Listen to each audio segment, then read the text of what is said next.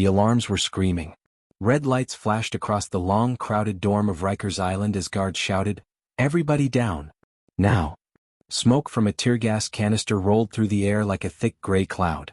Men coughed, covered their faces, and stumbled over bunks.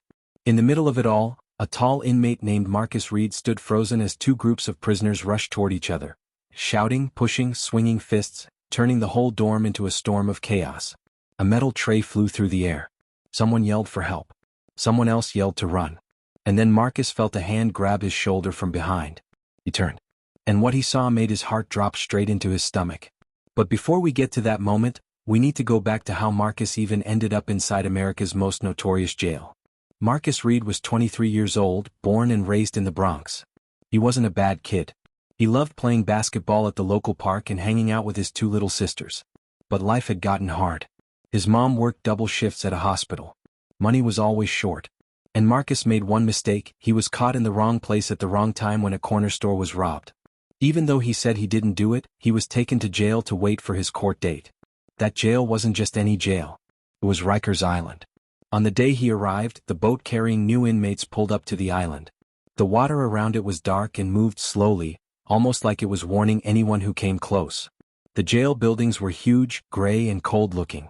The moment Marcus stepped off the bus inside the intake area, he felt something hit him. Not a punch, but a feeling deep inside. A feeling that this place would change him forever. Inside, everything was loud.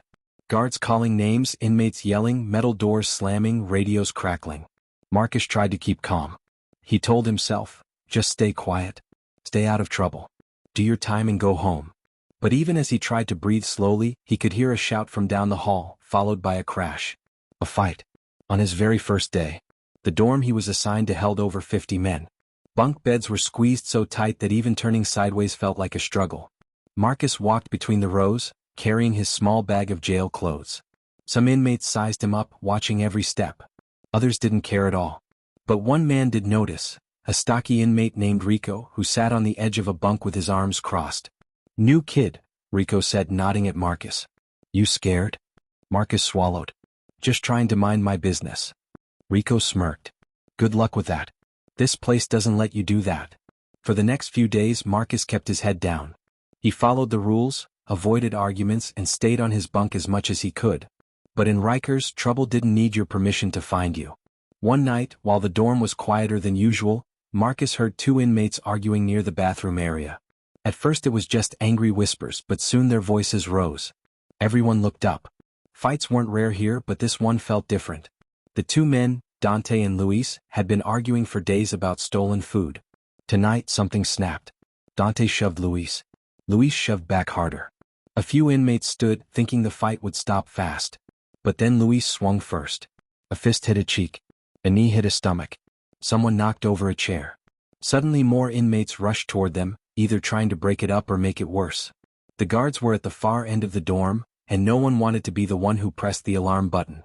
Marcus stayed still, watching, heart thumping. Rico stood up from his bunk and muttered, "This is about to get real bad." He was right. Luis grabbed a metal food tray and swung it. It smacked loudly against the side of a locker. That was the moment everything exploded. Inmates started pushing, shouting, and getting pulled into the fight. Marcus tried to back away, but people were moving too fast. Someone bumped into him. Someone else pushed past him. The whole dorm was a wild ocean, and he was stuck in the middle. A guard finally shouted, "Stop. Everyone get back," but his voice was swallowed by the chaos. Then, another crash. A bigger one. Luis had thrown the tray again, and this time it hit the window near the guard's desk. That was enough to trigger the emergency response. The alarm screamed. Red lights flashed. Tear gas filled the air. And chaos swallowed the room. Marcus coughed, eyes burning.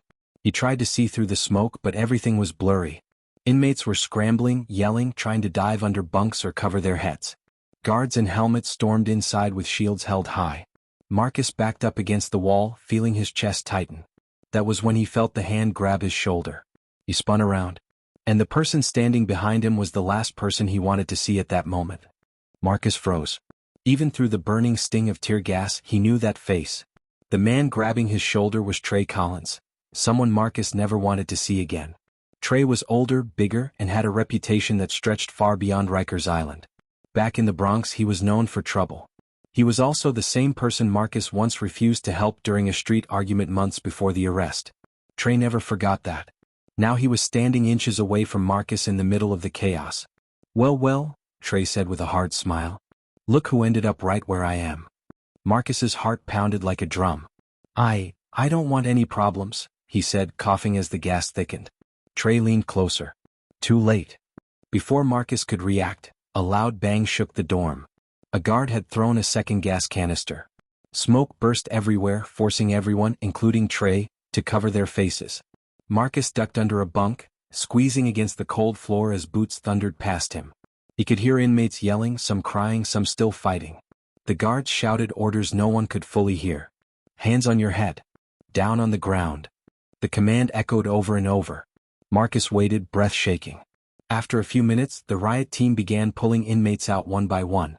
Anyone standing was slammed to the floor and cuffed. Even those who were innocent got dragged out. Rikers didn't pause to figure out who did what in the moment. They just forced order back into the room as fast as possible. A guard spotted Marcus under the bunk and yanked him out by the arm. Marcus didn't fight. He let them cuff him, push him, and line him up against the wall with the others. Trey stood a few feet away, coughing but glaring at Marcus like this wasn't over. When the smoke finally settled and everyone was marched out, the dorm looked destroyed. Bunks flipped, lockers bent, trash everywhere. It was the kind of scene that stuck in a person's mind forever. The guards separated the inmates based on who they thought caused the trouble. Some were taken to the clinic. Some were taken to solitary. Marcus didn't know where he'd end up until a guard tapped him on the shoulder. You, the guard said. Move. Marcus followed him through a long hallway lit by flickering lights. His heart still beat fast. His eyes still burned. His thoughts were all over the place. Was he being punished?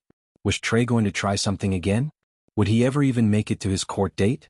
The guard stopped at a small interview room. Inside sat Captain Harris, a tall man with gray hair and tired eyes. Marcus had seen him before during orientation. Harris motioned for Marcus to sit. You weren't involved in that fight, the captain said slowly. 3 inmates said you tried to stay back. Marcus nodded. I did. I didn't want trouble.